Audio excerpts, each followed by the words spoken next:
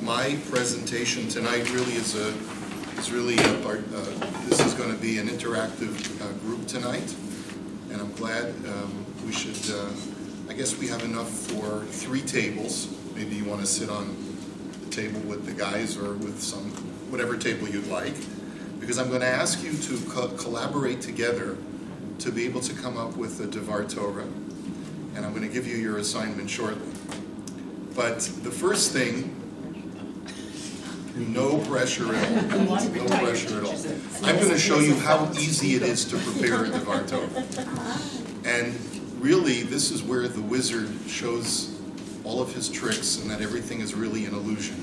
Because it really is very, very easy to do what rabbis do.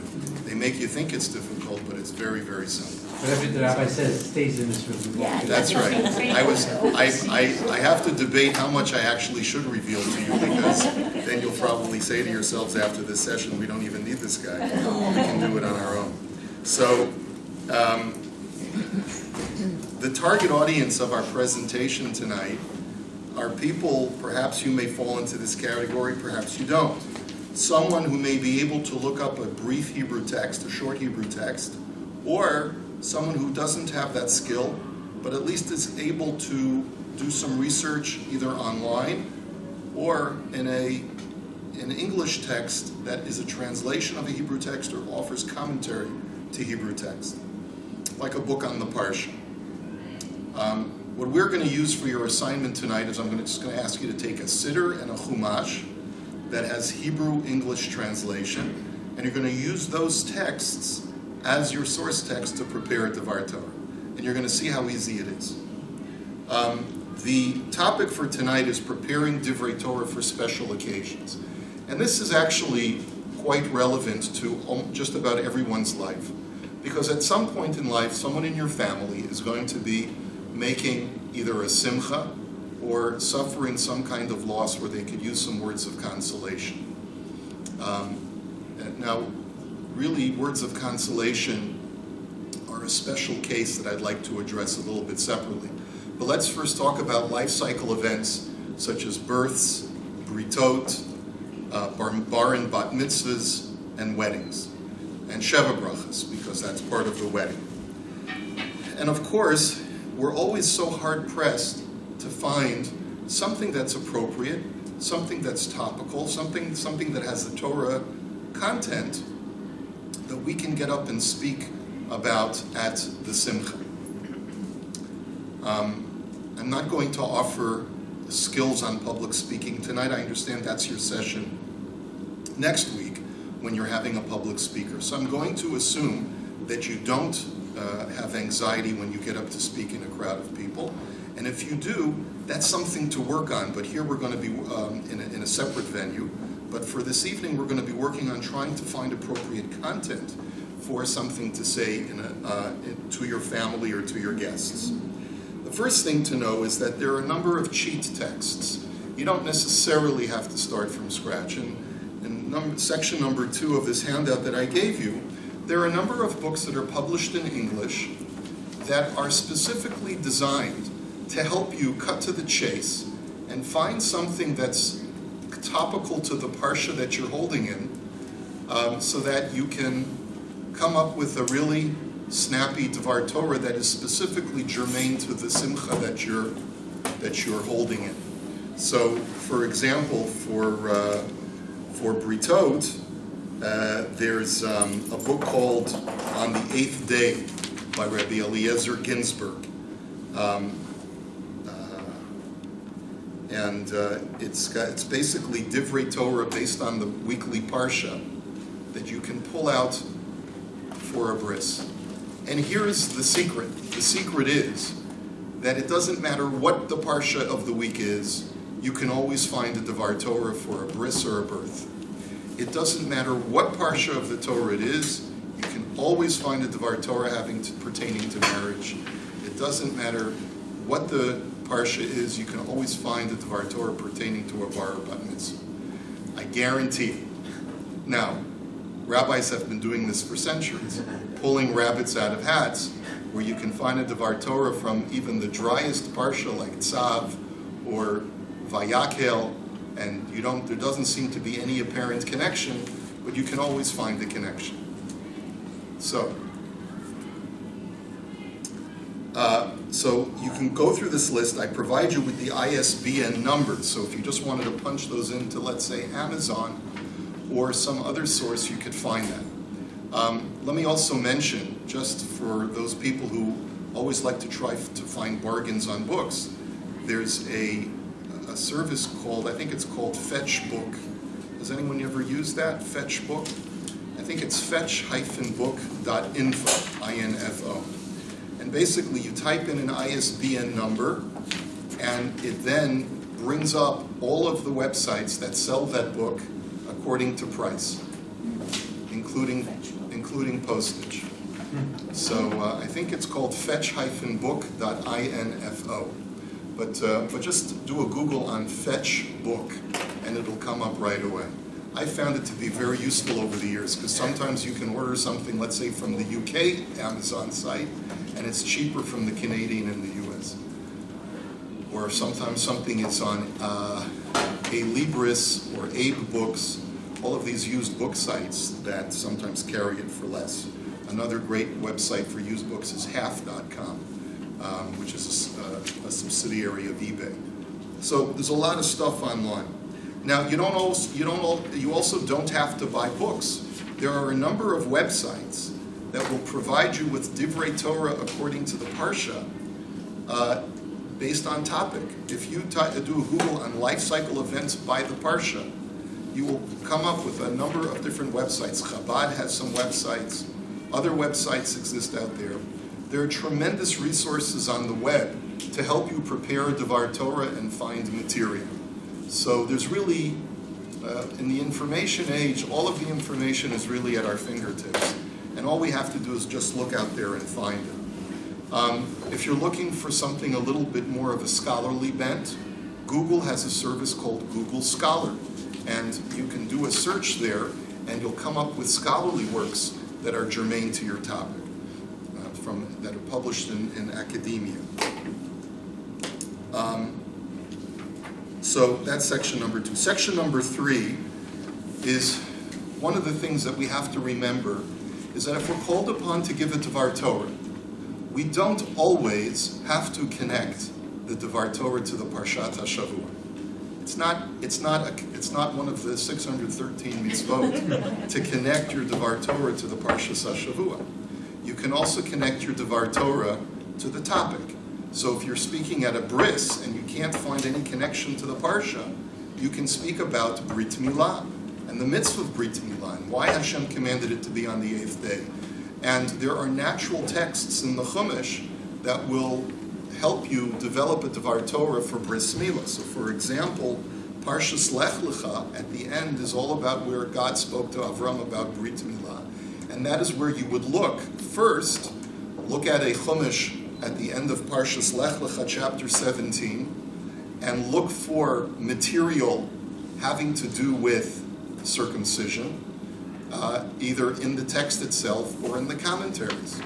And the commentaries can be English commentaries like you have in the Art Scroll or in the Sensino Chumash. Parshas Tazria is where the Torah gives us a commandment that on the 8th day a child shall be circumcised. For weddings and Sheva Brachos, the natural texts that you would look for in a Chumash are in Parshas Bereshis, where God talks about the creation of Chava to act as a supplement to Adam. Lo tov heyota Adam levado, es lo ezer kenegdo. It's not good for man to be alone. Let me make a helpmate to correspond to him. So all you have to do is look in your Chumash at that section, look at the adjoining commentaries, or do a Google on that sentence in Chumash, and see what kind of commentaries come up. And that's the easiest way to find the Davar Torah on weddings for a Sheva Brachas or a wedding. For a funeral, you want to look for texts in the Torah that talk about the righteous passing away. So Parshas Chayei Sarah has 2 sections, one at the very beginning when Avraham prepares for Sarah's burial and goes to eulogize her, and one at the very end when Yishmael and Yitzchak bury their father Avraham. We have it in Parshas Vayechi as Yaakov prepares to die and gives his last will and testament to his children. We have it in Parshas Chukas, when both Aharon and Miriam pass away. We have it in Parshas V'zos HaBracha, when Moshe passes away at the very end of the Torah. And we have it in Sefer Koheles, who talks about the vanity of vanities. You talk about philosophy in times of death. Yes? Anything just off the topic slightly, having to do with our Torah related to Yahrzeit? Well, I would say that those materials that deal with death would also be good source materials for a Devar Torah, for a Yahrzeit. There are several texts that deal with Divrei Torah for a Yahrzeit. There's a Rabbi Levine who wrote a book called Yahrzeit, Yahrzeit, if I'm not mistaken, many years ago. I have it somewhere in my library. So again, that should have been, I should have put that in as one of the cheat texts. That's something that you can pick up.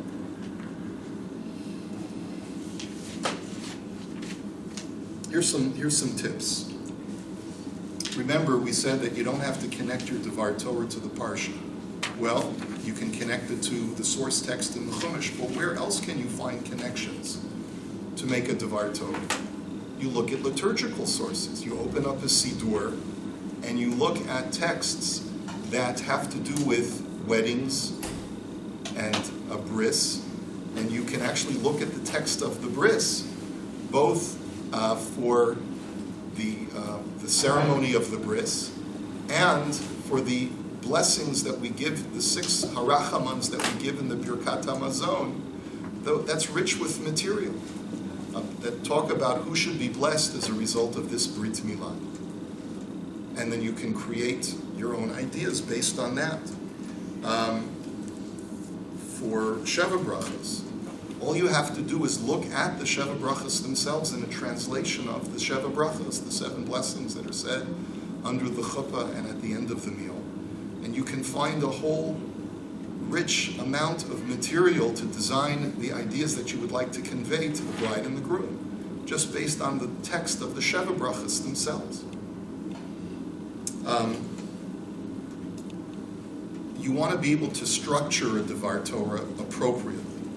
And typically when you're dealing with life cycle events, it doesn't have to be this way, but typically I like to be able to use as my frontal material of the Devar Torah the Torah portion that the Torah idea that I'm going to try to convey.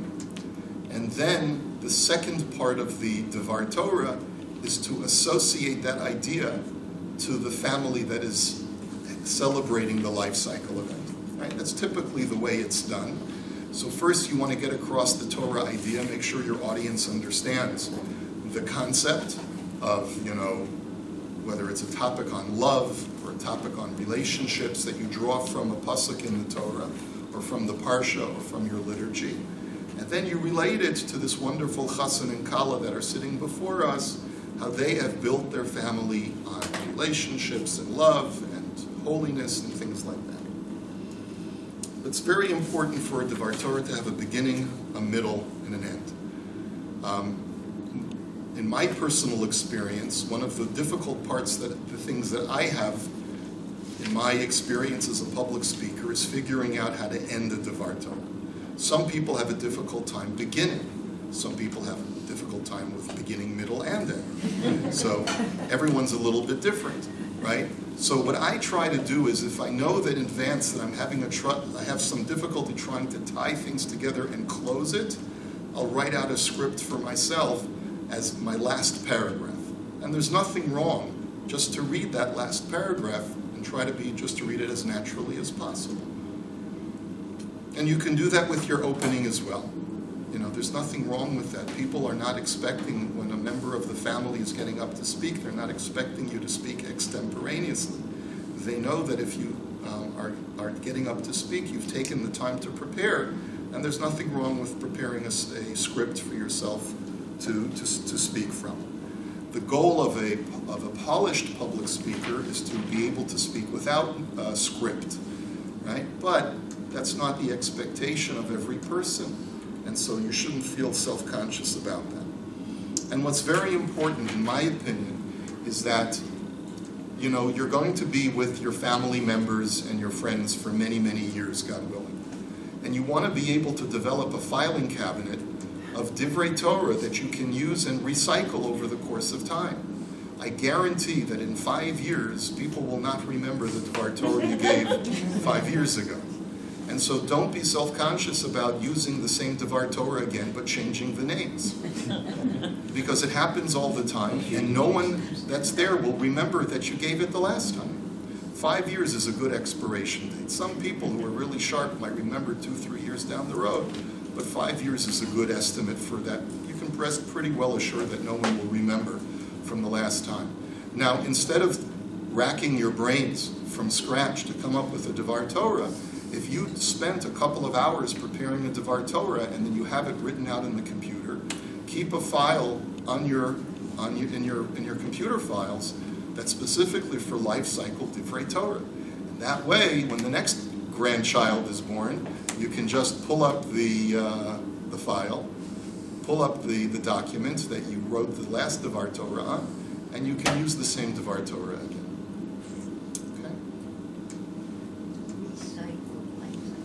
Okay? Recycle life cycle, Divrei Torah. That's exactly right. Thank you. Yes, Michelle. Rabbi Korobkin, getting back to how to end, other than writing it out, obviously, and looking at your notes. So you said it was to wrap it up, can you give us any tips as to what have you now gone through when you get to the end of the Devar Torah, what you try to include, or what your last paragraph will often look like? Like I know when I create one, that wrap-up is hard. So you have your amazing intro, your middle, which answers whatever question you had, or the thought, or the concept you're trying to convey, and you mentioned the Husin and the Kala. That last paragraph, is it something that, a takeaway that everybody should have, if it's less personal, so now anybody who's a guest, a not a relative, like something that you've over the years formulated for your last paragraph? It really depends on the situation, on the occasion in which you're speaking.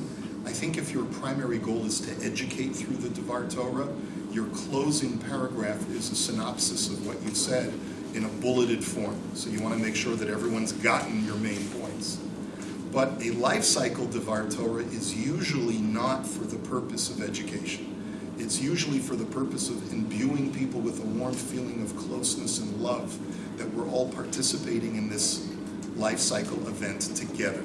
And so therefore, as a closer, you should try to personalize as much as possible and say how gratifying it is for you to be part of this simcha, and how close you feel to the participants, and how honored you are to have been asked to speak, and give them a blessing. That's the best closer, is to offer your blessing to the parents of the baby, or to the chassan and kala, that you should build a bayit neman b'Yisrael. And that's usually the best way to close a Devar Torah for a life cycle event. That you should raise him to Torah chop and masim tovim if it's a new baby, or that the couple should build a bayit neman b'Yisrael. And that's generally the way you end a life cycle Devar Torah. You end with a blessing. Okay. Now, we're going to embark on writing our own Devar Torah. As I mentioned, your assignment tonight is to make a group effort. There's 5 tables. If you'd like to consolidate into 4, that might be better. It's really up to you. I don't have a preference on how you'd like to do your work, but the idea is like this. Your assignment tonight is to look at this week's Parsha, Parshas Vayishlach. And I'd like for you to, I'm going to assign one table to write a Devar Torah for a bris, or to come up with a Devar Torah for a bris. I'm going to ask, or a birth, it could be a birth of a girl. I'm going to ask another table to come up with a Devar Torah from Parshas Vayishlach for a bar or bat mitzvah. I'm going to ask another table to come up with a Devar Torah for a wedding or a sheva brachas. And I'm going to ask the fourth table to come up with a Davar Torah that's appropriate for a Shloshim event or some other kind of commemoration of a Yortzeit or at a funeral. And once we consolidate our tables, I'll tell you which one is which.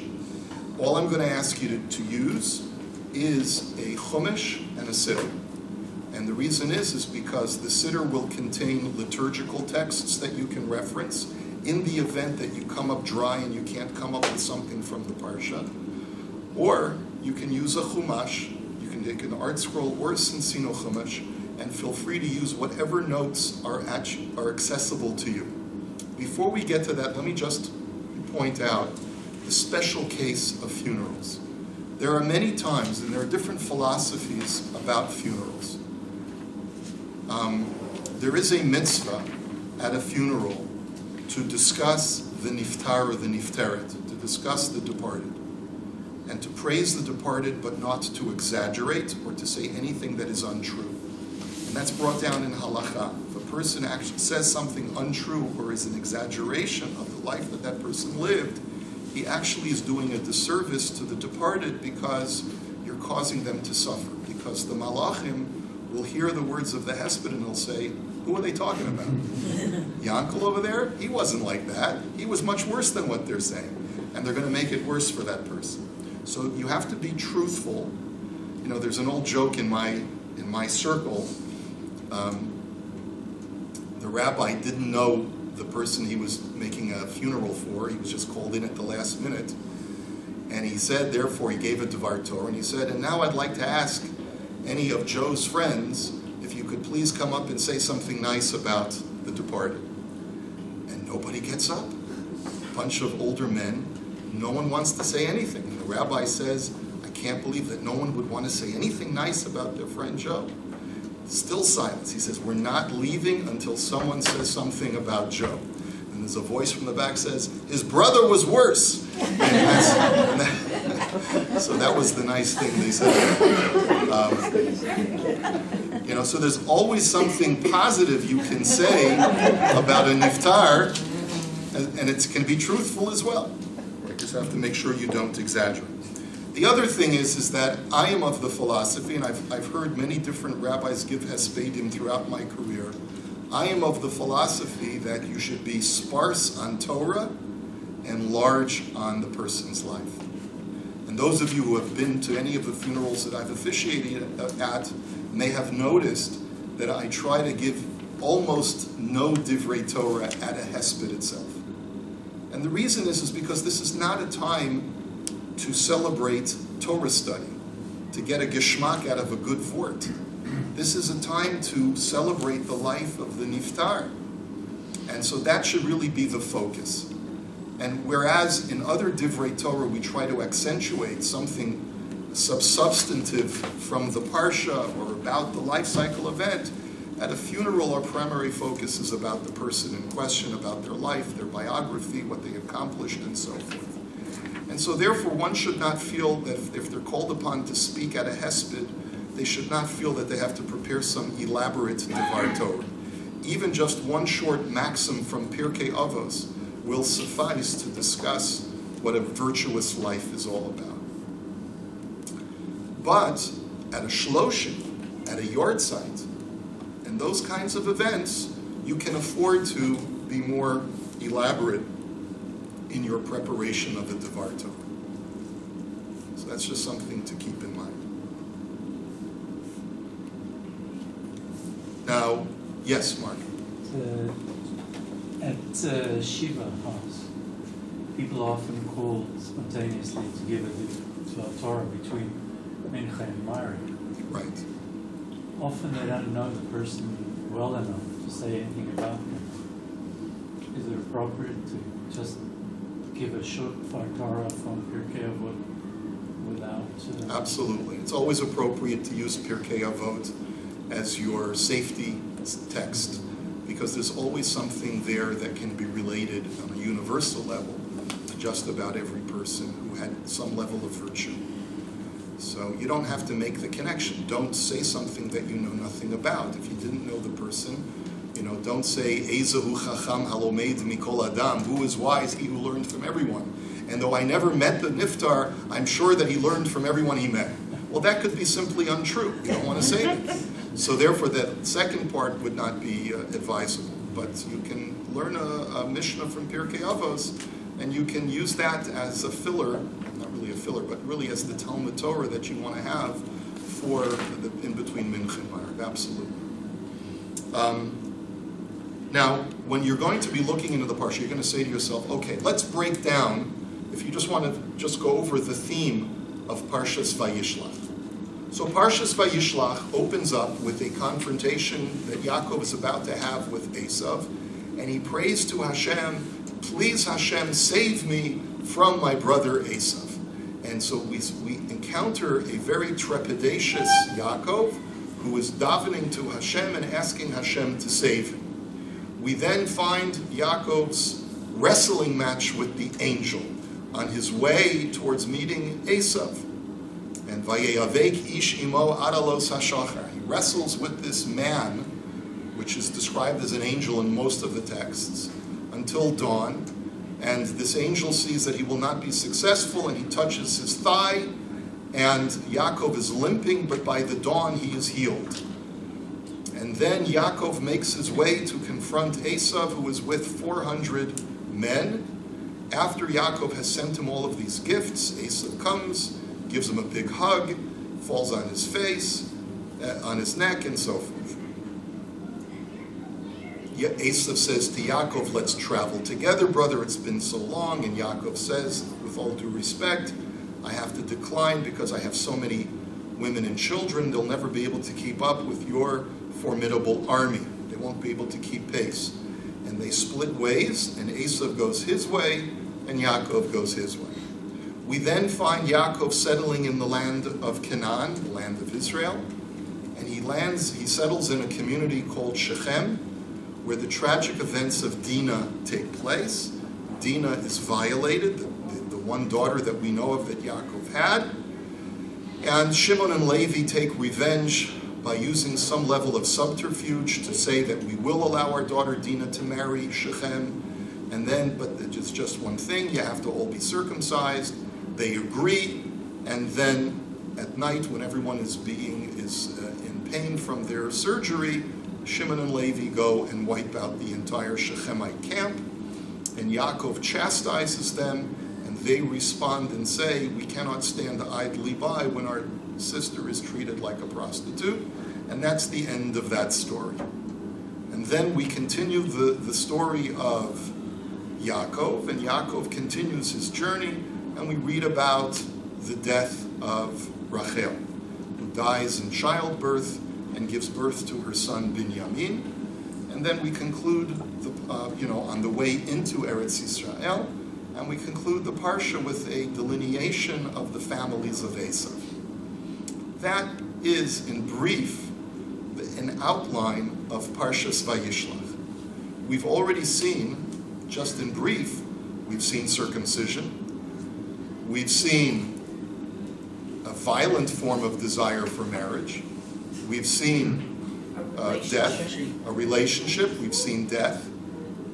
So you've already got material here to work with. Now is the creative part.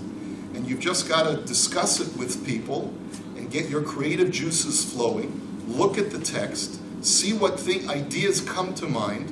And you spend a little time with it, discussing it with the people at your table, and I guarantee you'll be able to come up with something.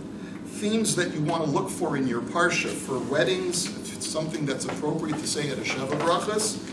Now, of course, this would be the wrong message to say at a Sheva Brachas. Shechem was very aggressive with Dinah, and we learn from here that men should treat women aggressively. That would be the wrong message, right? That would actually get you in a lawsuit, probably, right? So you have to know, of course, how to extract. Sometimes the message is negative, and you turn it into a positive and infer. But of course, that's how a Shechemite would behave. But a Jewish husband, is the antithesis of that, and that's why Shimon and Levi were so offended, because it was so antithetical to the way that they treated the women in their community. Right? So you see how you can turn that around. You see? Right? And that's just off the top of my head, right? So what you want to look for as Sheva Brachas is you want to find ideas in a parsha that have to do with love, relationships, loyalty, giving, sensitivity, sometimes to very subtle feelings that a person may have. For a bris, you want to look for things like birth, parenting, spiritual growth, what it means to be a parent, what it means to go to the next chapter or milestone in life. For a bar mitzvah, the message that you want to give to the bar or bat mitzvah is a message of leadership, responsibility, maturity, going through experiences that will help you become an adult and so forth. For a yortzeit or a funeral or a shloshim, you want to come up with ideas having to do with old age, with death, the temporary nature of our world, everything in its time, like in the book of Koheles, and so forth. Also, let me just point out, I mentioned that for weddings you can always look at Shir HaShirim. It's also a wonderful text that you can always reference if you're looking for material about marriage. In any event, there we have it. So I'm going to ask as follows. I'd like to ask the two ladies at this table to come to this table. I'd like to ask the three men at this table to go to that table. And that way we're going to have a total of 4 tables. Okay? And here's what we're going to do. Everyone take a bunch of sidurim and chumashim for your table. And turn to Parshas Vayishlach. Okay. This table is going to come up with a Devar Torah appropriate for a wedding or a Sheva Brachas. This table is going to come up with a Devar Torah appropriate. How many tables do we have there? 3. We only have 3, fine. This table will come up with a Devar Torah that's appropriate for a birth or a bris, or a Shalom Zacher, or a celebration of a baby girl's birth. And this table will come up with a Devar Torah appropriate for a bar or bat. Okay?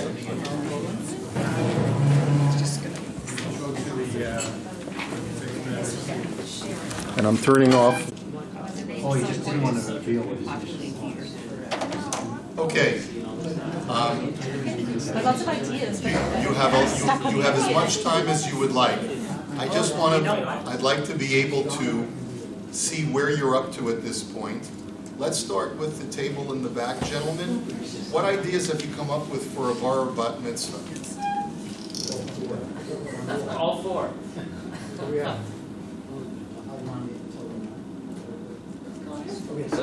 We're still in the development phase. Okay. We have a number of ideas.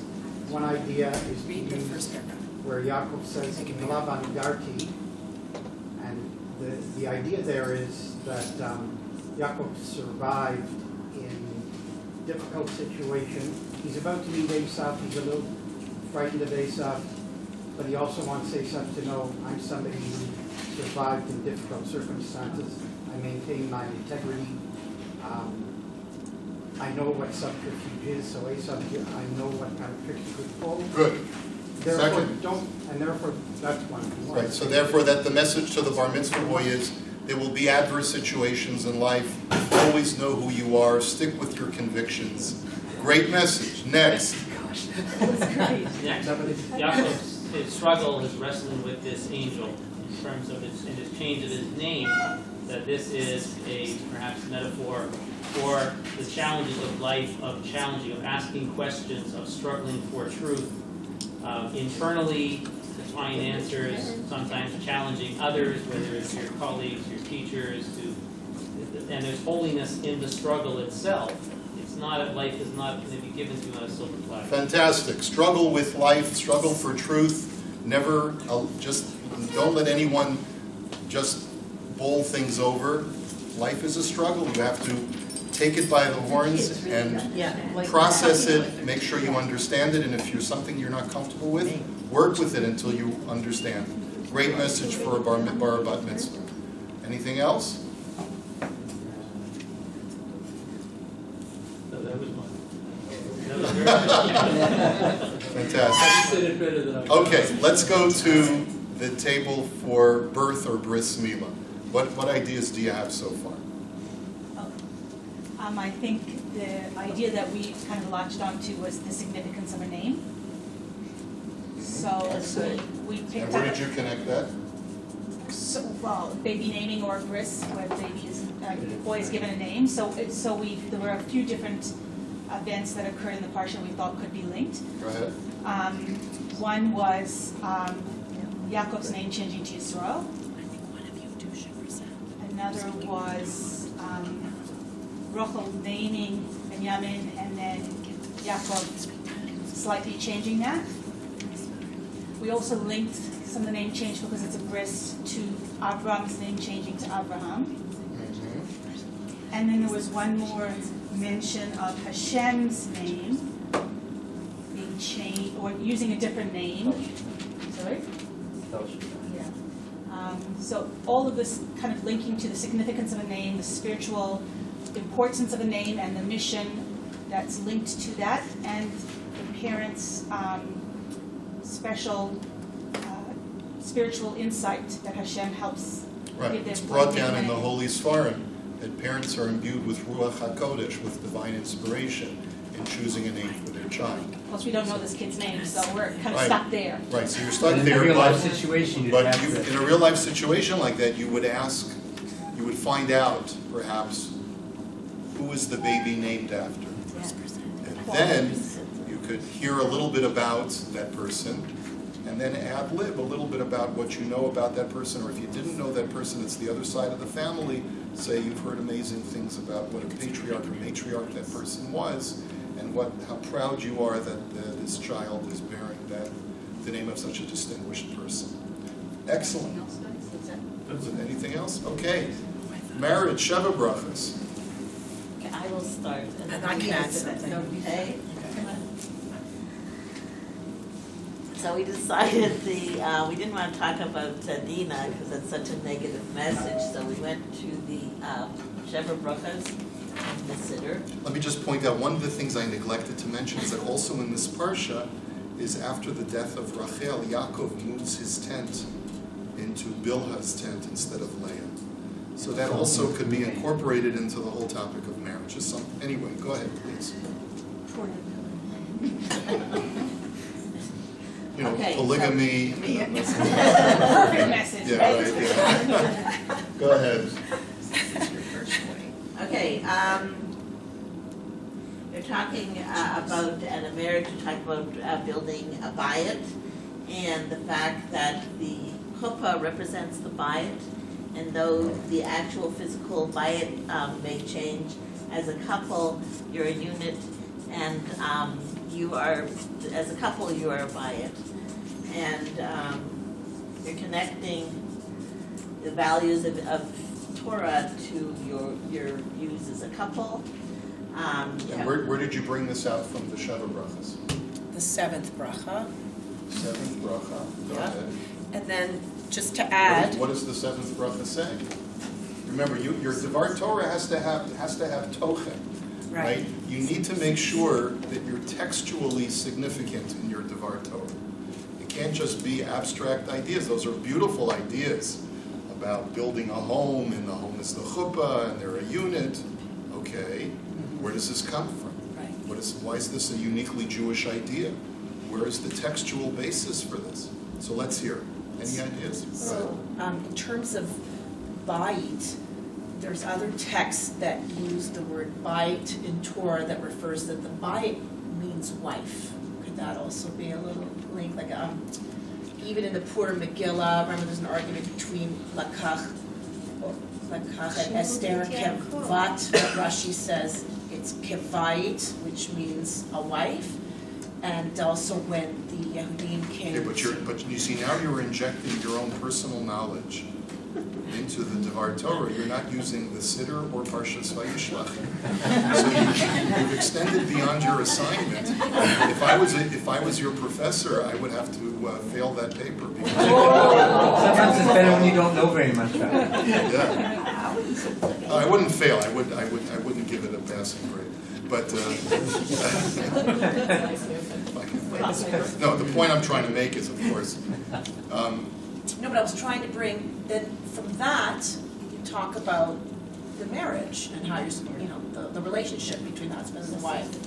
I just thought that's a little textual piece that the Bait Ne'eman B'Yisrael could perhaps mean, the way a chatan should approach his wife, and also we hear other words where it says ish uveto. Veto means his wife and his mishpucha, like there's that whole concept of bait. The Gemara says that Rabbi Yossi said, "Miyamai lo karati li ishti elo li ishti beiti." I never called my wife, I called her my house, which in certain cultures would be a tremendous insult. But in Talmudic parlance, it's a compliment, because my wife is not as big as a house, but rather she is my home. She is the essence of the home. The essence of the home. So these are all good ideas. And perhaps, this is not really a fair assignment, because there's not enough time to really develop these ideas.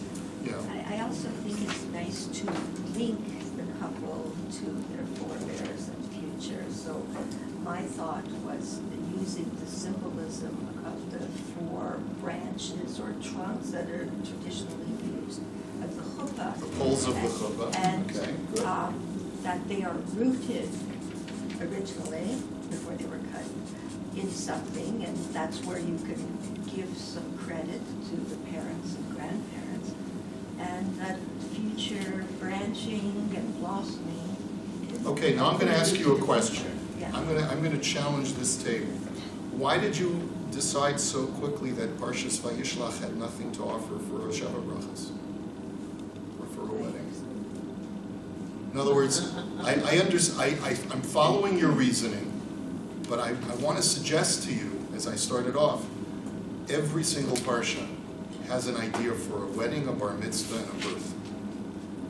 And it just takes a little bit of scratching before you get it. Let me throw out a few ideas just off the top of it. I did not prepare for this at all. Maybe because we were a table of women, we got turned off by the whole and the revenge. I completely sympathize with that, but there are other portions, other parts. Yeah, we did. Now remember, what did Yaakov do at the very beginning of the parsha? What did he do to prepare? He took his camp, which means what? His wives and his children, and separated them in half. And he said, "Yavo Esav el hamachaneh ha'achat v'yikahu, v'haya hamachaneh hanishar lefleita." So this kind of protection of the home is sort of a declaration of the centrality, the central role that Yaakov recognized that his home life played in his life. And he was willing to do anything in order to preserve it and to protect it. And that to me is a very positive message. What happens when Yaakov confronts Esau? He brings out all of his wives and all of his children to meet Esav. Rashi says, where was Dinah? Dinah was in a box. He kept her hidden in a box. You remember that story from the Midrash? So that's in Rashi, which is, I'm sure it's in the Art Scroll commentary and the Sensino commentary. And what does that teach? Was that a good thing? Was that not a good thing? Was, according to Rashi, he kept her in a box, and that resulted in what? Because he was overly protective of her, she went out because she was curious. And so life is all about creating proper balance. And so that's also a message in marriage, that there has to be a sense of closeness, but also in certain openness in the family unit as well. The story of Yaakov moving his bed to Bilhah's tent instead of Leah's bed, and Reuven committing a sin by disrupting Yaakov's private marital life, was also about respecting the sanctity of the decisions that one makes in a marriage. Examples of how family can sometimes be too disruptive in a marriage. When too many people are involved in a new couple's marriage, they can ruin it. So those are some ideas. See, so the point is, you did an excellent job of trying to extract things from the Sheva Brachas, but my suggestion, that was like the fallback if you mamish couldn't find anything. If I had given you, I think, Parshas Tzav, which is all about the Karbanot, I would say, okay, that's a little bit, you got to really dig deep in order to find a marital. We really want to try it. Right. We were saying we want to try it. Take a difficult part. Take the most difficult Parsha, like take Parshas Tzav. That's a graduate level. Right, that's a graduate level thing, right? But to do, to find something in the Parsha in Vayishlach, there's so much narrative of real life situations that you can draw from just about any Parsha in the book of Bereshis, and for the most part, most of the book of Shemos as well. That what I'm trying to point out to you is that you can really find stuff if you scratch just a little bit more deeply. Wrestling with the angel. Wrestling with the angel. Is there a way to bring that? You can certainly associate that with marriage, but you have to stretch just a little bit. In other words, because why? Because what was Yaakov doing immediately before he wrestled with the angel? He was passing over his family over the river, and he remained behind to make sure that everything had passed over properly. So the most vulnerable part of a person's life is his family. And that's where a person is prepared to struggle with the most formidable enemy, is when it comes to protecting his family. So there you go. Yes, Jordan. How much leeway do we have, depending on the day of the week when the Simcha is, to hold back to the previous Parsha or move ahead to the next Parsha? Is there flexibility? Tuesday, the kind of cut point, or? No, you definitely have leeway. If you're giving something in the middle of the week, like a Sheva Brachas, you can pull out from last week's Parsha or next week's Parsha. You can do either one. So we could take something from Parshas Vayetze now, if we were in the Sheva Brachas tonight, and we could use that, no problem, no problem. The only thing that you'd have to worry about is, I'm coming now, the wedding was Sunday, and tonight's Tuesday. They've already had a couple of Divrei Torah over Shabbos and over Sunday and Monday. Did somebody already say the thing that I wanted to say? That's the thing you'd only have to worry about. So. But the point is that now in real life, when you want to prepare a DAVAR Torah, and I apologize, Michelle, I didn't mean to be too rough with you. I'm just kidding. I'm just kidding around. I would never fail you. You're a scholar and a lady. The thing that you would do in the future is you would sit in front of your computer and you would do a Google and you would pull out one of those books that you've ordered off of Amazon and find out. And you've got it, and there's so much material out there. That's why I said get one of those books that has a DAVAR Torah on birth on every parsha. Get a book of Divrei Torah that has a DAVAR Torah on every parsha for a wedding or for a marriage. And you'll see that they exist. And this is the great people will look at you and say, wow, that's brilliant what you just said. I'm just wondering, is there more sincerity if you make it up rather than pulling it from a book? Can they tell? In my old shul in California, I had a guy who was a lawyer who told me that I've worked for years in showing my clients how truly sincere I pretend to be.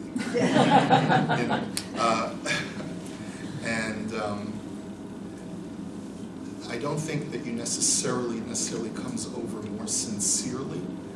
You can always make a DAVAR Torah your own.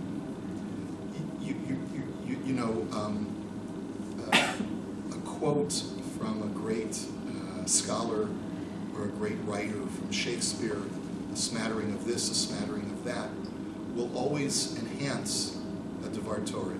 A DAVAR Torah really only provides you with the kernel of an idea, and you build an entire structure completely around it that is completely your own. So you're using building materials that were provided to you from someone else. You picked those up at Home Depot, but the final structure is your own. doesn't one really have to give credit? There's nothing wrong with saying, I got this DAVAR Torah from Rabbi so-and-so, or I got it from this book. There's nothing wrong with saying that. It's perfectly appropriate to do so. Most of the time, if you're going to be getting something from an English language book, however, you're getting it from a secondary source. So you want to quote, you don't have to quote the secondary source, you only need to quote the primary source. Right? Yes. Yeah. Okay, so I hope this was helpful for you. Very. So now next week you'll come and you'll be able to, hopefully, a couple of you will be able to get up and give over something. And good luck with the great Torah. I look forward to hearing something.